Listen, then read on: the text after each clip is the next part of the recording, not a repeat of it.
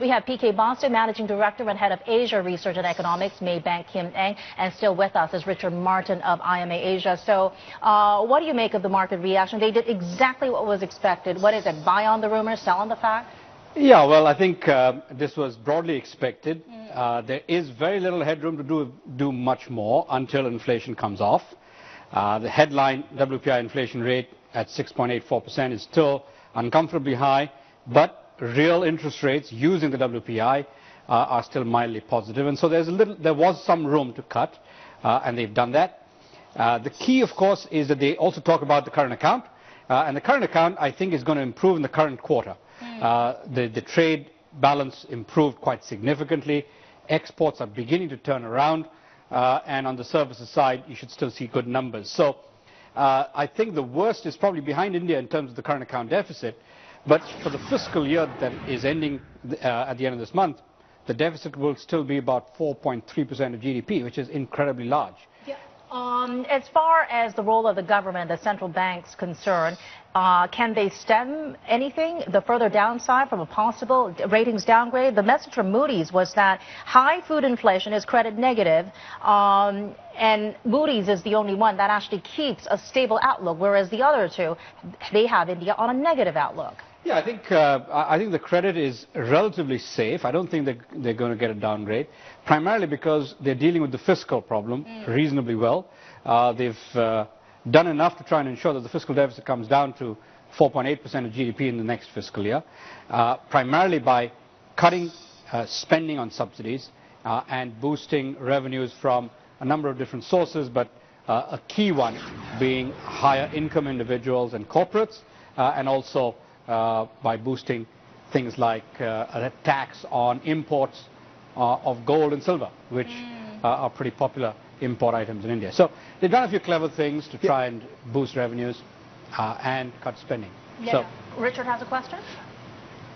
Yes. Hi, PK. Greetings from lovely sunny Sydney down here where I am today. Are we looking at the right thing in India? We're talking about cutting interest rates as if that's going to revive demand and dealing with the budget deficit and the current account deficit. But isn't there a bigger problem brewing in India to do with the balance sheets of industrial companies, which are just massively over-leveraged? And how they got there is one story, but the problem is how they reduce that leverage over the next year. And just trimming interest rates a bit doesn't look like it's going to do it. And they're the guys. It's this over-leveraged balance sheet situation we've got that I think is crucial to the collapse in industrial demand there. How do you see that playing out? Well, I think that is part of the problem. I don't think it would be appropriate to say that it's massively over-leveraged. There are certain parts of the industrial sector that are extremely leveraged, and that includes things like the aviation sector, where balance sheets are really deeply stretched. But broadly speaking, there's that, and some leverage in the companies that went for overseas M&A activity, acquisitions overseas over the last 5 or 6 years.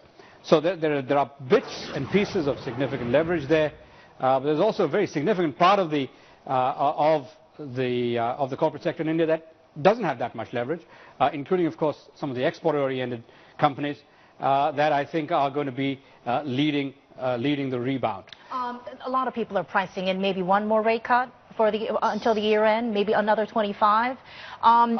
Is that going to broaden the scope of imbalances on the corporate sector and all the problems that India is facing right now? I think there's probably room for another two rate cuts, totaling a further 50 basis points between now and the end of the calendar year. And inflation that they have now. Well, inflation is coming off, and will come off further. A lot of the inflation is food related.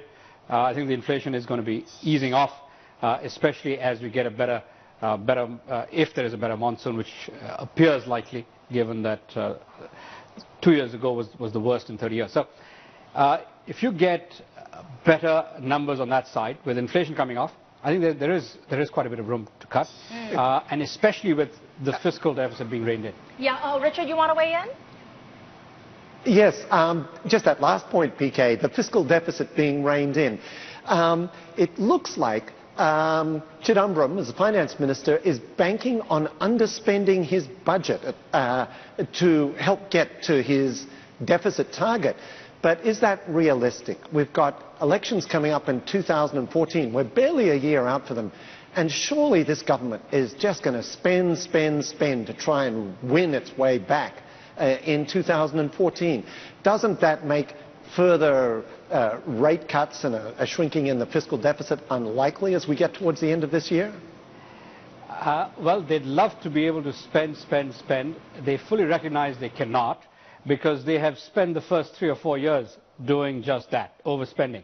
And so now I think the government recognizes that what they need to do is to regenerate economic growth, and key to that is getting the fiscal deficit under some sort of control, so that there is less uncertainty about taxation and spending, and the private sector can start a new investment cycle. Without the private sector starting an investment cycle, I think this government is absolutely doomed at the elections in 2014. So really, spend is no longer the formula. Yeah. Grow is. Okay, that's a tough balance that India has been having. Always nice to hear your thoughts. Very good to see you. PK Basu of Maybank QMA.